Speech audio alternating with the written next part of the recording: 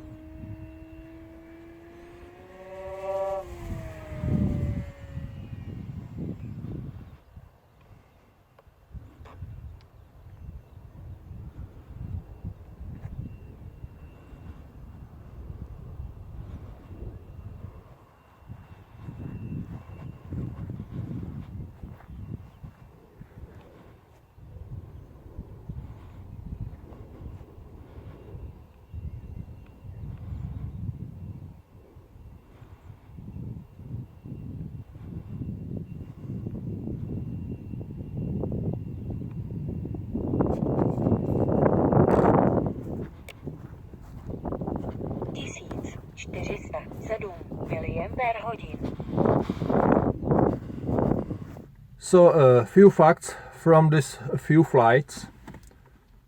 Point 1, I have on propeller about 1 kilowatt of power, and this is too much for fast horizontal flight.